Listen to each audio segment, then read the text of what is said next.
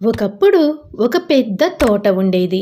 ఆ తోటలో రంగురంగుల పువ్వులు, పచ్చని చెట్లు మరియు నోరూరించే కాయగూరలు, పండ్లు ఉండేవి. చీకటి పడిన తరువాత చంద్రుడి వెన్నెలలో ఆ కూరగాయలు మిలమిలా మెరిసిపోయేవి. అప్పుడు అవి మాట్లాడుకుంటూ ఉండేవి. నేను ఈ తోటకు రాజుని. నేను అందరికంటే గొప్పవాడిని. నన్ను కూరల్లో వేస్తేనే ఆ కూరకి రంగు రుచి వస్తుంది. నా రంగే నా బలం. నీ రంగు నీ బలమైతే నా జిగురు నా బలం. నా జిగురుతో ఎన్నో రకాల కూరలు చేస్తారు.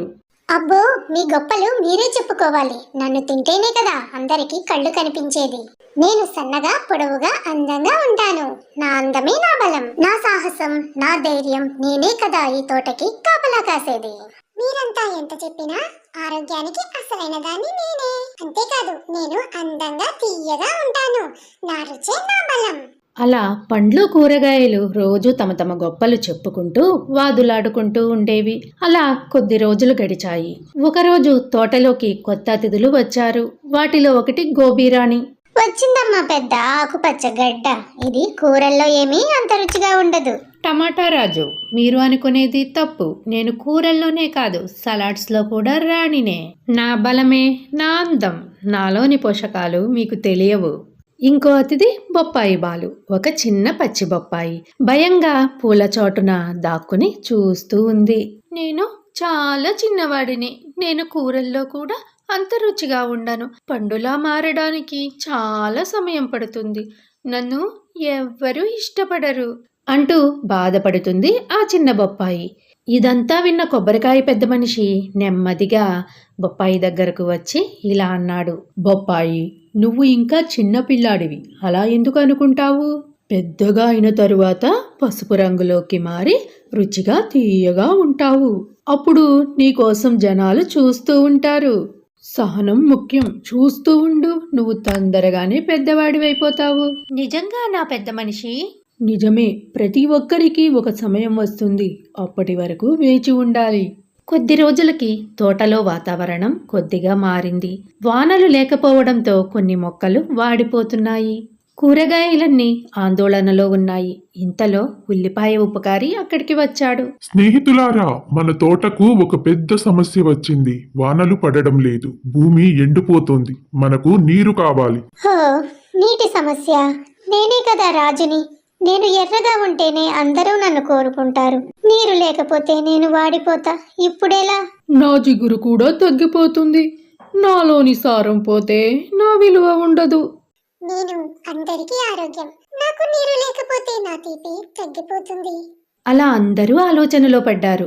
ఇది మనందరం కలిసి ఆలోచించాల్సిన సమయం. ఎవరికి వారు నేను గొప్ప అని చెప్పుకోవడం కాదు. మనందరం కలిసి ఏదో ఒక ఉపాయం ఆలోచించి మన తోటను రక్షించుకోవాలి. అప్పుడు అరటి రాజు ముందుకు వచ్చింది. స్నేహితులారా, మనం నిరాశపడకూడదు. నా దగ్గర ఒక ఉపాయం ఉంది. మన తోటకు కొద్ది దూరంలో ఒక చిన్న సెలయేరు ఉండేది. అక్కడ ఇప్పుడు నీరు ఎండిపోయి ఉండవచ్చు, కానీ అక్కడ లోపల ఇంకా నీటి ఊట ఉండే ఉంటుంది. మనందరం కలిసి ఆ సెలయేరు దగ్గరకు వెళ్ళి దాన్ని తవ్వాలి. వావ్, తవ్వడమా? అది సాహసంతో కూడుకున్న పని. నేను సిద్ధం. నా బలమైన వేరుతో నేను భూమిని తవ్వగలను. హో, నేను తవ్వడమా? నేను చాలా సున్నితమైన దాన్ని. నా వల్ల అవుతుందా? మిత్రులారా, అధైర్యపడకండి. మనం కలిసికట్టుగా ఉంటే ఏదైనా సాధించగలం. నా వాసనతో భూమిలోని తేమను నేను గుర్తించగలను. నేను రాజుని. నేను ఇలాంటి పనులలో పాల్గొనాలా? రాజు అంటే కేవలం ఆజ్ఞలు ఇవ్వడం కాదు, తన ప్రజల కోసం కష్టపడడం కూడా. నాయకుడు ముందుండి నడిపిస్తేనే అందరూ అనుసరిస్తారు. అందరూ కలిసి సెలయేరు వైపు ప్రయాణం మొదలుపెట్టారు. క్యారెట్ కౌబాయ్ తన బలమైన వేళ్లతో ముందుండి భూమిని తవ్వడం మొదలుపెట్టాడు. ఇక ఉల్లిపాయ ఉపకారి తన వాసనతో నీరు ఎక్కడుందో గుర్తించగలిగింది.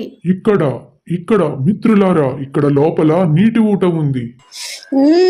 ఇంకా కొద్ది దూరమే. నీటి వాసన వస్తోంది.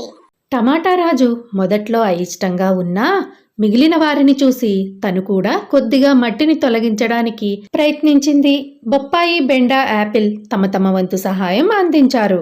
ఈ చిన్న చిన్న రాళ్లను పక్కకు తోస్తున్నా, నేను కూడా సహాయం చేయగలను.